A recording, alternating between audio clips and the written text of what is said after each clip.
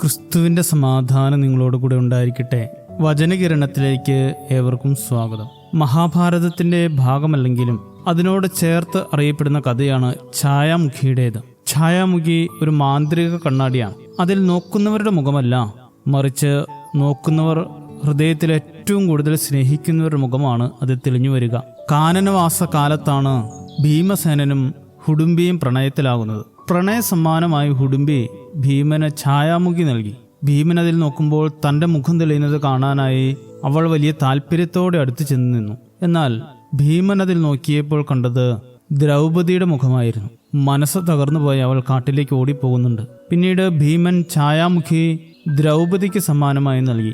എന്നാൽ ദ്രൗപദി അതിൽ നോക്കുമ്പോൾ കാണുന്നത് അർജുനന്റെ മുഖമാണ്. എന്നാൽ അത് കണ്ടിട്ടും ദ്രൗപദിയോടുള്ള സ്നേഹം ഒട്ടും കുറയാതെ, പരിഭവിക്കാതെ ദ്രൗപദിയെ ചേർത്ത് നിർത്തുന്ന ഭീമനെ കാണാൻ കഴിയുന്നു. പിന്നീട് രാജ്ഞി ഇത് കൈവശമാക്കി അതിൽ നോക്കുമ്പോൾ കാണുന്നത് രാജാവിന്റെ മുഖമല്ല, മറിച്ച് സൈന്യാധിപനായ കീചകന്റെ മുഖമാണ്. ഇങ്ങനെ പോകുന്നു ഛായാമുഖിയുടെ കഥ.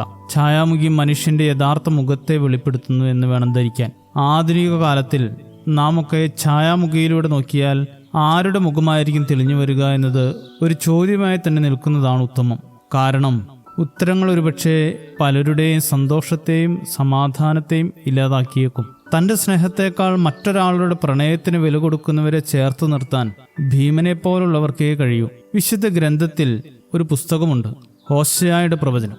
ദൈവവും ഇസ്രായേലും തമ്മിലുള്ള ബന്ധത്തെ യോശുവയും ഭാര്യ ഗോമോറും തമ്മിലുള്ള ബന്ധമായി ചിത്രീകരിച്ചാണ് പ്രവചന പുസ്തകം എഴുതിയിട്ടുള്ളത്. പ്രാണനെ പോലെ സ്നേഹിച്ചിട്ടും കൃഷ്ണമണിയെപ്പോലെ കരുതിയിട്ടും തന്നെ ഉപേക്ഷിച്ചു പോകുന്ന ഇസ്രായേലിനെ വേശ്യ സ്ത്രീയോട് ഉപമിക്കുന്നത് കാണാം. സ്നേഹത്തിന് വില കൽപ്പിക്കാത്ത ദൈവത്തിന്റെ സ്വന്തം ജനത്തെ പോലെ തന്നെ നാം ആയിപ്പോകുന്നു എന്നതാണ് ചിന്ത. ഞാനല്ലാതെ അന്യദൈവങ്ങൾ ഉണ്ടാകരുതെന്ന ഒന്നാം കൽപ്പന കേട്ട ജനം ആ കൽപ്പന എഴുതിക്കൊണ്ടിരിക്കുമ്പോൾ കാളക്കുട്ടിയെ ഉണ്ടാക്കി ആരാധിച്ചു. മനസ്സിൽ ദൈവത്തിന്റെ മുഖം തെളിയേണ്ടതിന് പകരം സ്വർണം കൊണ്ടുള്ള കാളക്കുട്ടിയെ ആണ് അവർ സ്നേഹിച്ചത്. തെറ്റുകളെല്ലാം പുറത്ത് വീണ്ടും വീണ്ടും കൂടെ ചേർത്ത് നിർത്തിയിട്ടും ദൈവത്തെ ഉപേക്ഷിച്ചു പോകുന്ന ജനത്തെ പിന്നെ എങ്ങനെയാണ് ദൈവം വിശേഷിപ്പിക്കുക? ജീവിതത്തിൽ സ്വന്തം മനസ്സിനോട് ചോദിക്കേണ്ട ഒരു ചോദ്യമുണ്ട്. എൻ്റെ കയ്യിലെ ആ മാന്ത്രിക കണ്ണാടിയിൽ ആരുടെ മുഖമായിരിക്കും തെളിയുക? ക്രിസ്തുവിൻ്റെ കയ്യിലെ മാന്ത്രിക കണ്ണാടിയിൽ നമ്മുടെ മുഖമായിരിക്കും തെളിയുക എന്ന ഉറപ്പ് മനസ്സിലുണ്ട്. പക്ഷെ നമ്മുടെ കയ്യിലെ കണ്ണാടികളിൽ ക്രിസ്തുവിന്റെ മുഖം തെളിയുന്നവർ ഭാഗ്യവാന്മാർ. ശുഭദിനം നേരുന്നു. ദൈവം അനുഗ്രഹിക്കട്ടെ. അറിവിനാൽ അളക്കുവാൻ അത്യഗാധം, അനുഭവിച്ചറിയുമ്പോൾ നിത്യാനന്ദം. അറിവിനാൽ അളക്കുവാൻ അത്യഗാധം, അനുഭവിച്ചറിയുമ്പോൾ നിത്യാനന്ദം. ആരാഞ്ഞറിയുവാൻ നിത്യതയും പോരാ, അത്ഭുതമാമാ സ്നേഹം നിന്ദാനം. അത്ഭുതമാമാ സ്നേഹം നിന്ദാനം. ഉത്തുംഗ ശൃംഗത്തിൻ ഉയരങ്ങളോടോ, നീലവിഹായസി വിസ്തൃതിയോടോ.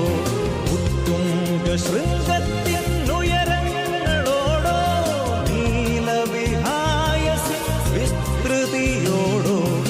ഏതിനോടു പമിക്കും നിൻ ദിവ്യ സ്നേഹം? നിനക്കു തുല്യൻ നീ മാത്രമല്ലോ, നിനക്കു തുല്യൻ നീ മാത്രമല്ലോ. നിൻ സ്നേഹമെത്രയോ അവർണ്ണനീയം, നിർവ്യാജ സ്നേഹം അവർണ്ണനീയം. നിൻ സ്നേഹമെത്രയോ അവർണ്ണനീയം, നിർവ്യാജ സ്നേഹം അവർണ്ണനീയം. നീചനാമെന്നിൽ പകർന്നതോർക്കുമ്പോൾ നിൻ സ്തുതിയാലെൻ ഹൃദയം കവിയുന്നു. നിൻ സ്തുതിയാലെൻ ഹൃദയം കവിയുന്നു. നിൻ സ്തുതിയാലെൻ ഹൃദയം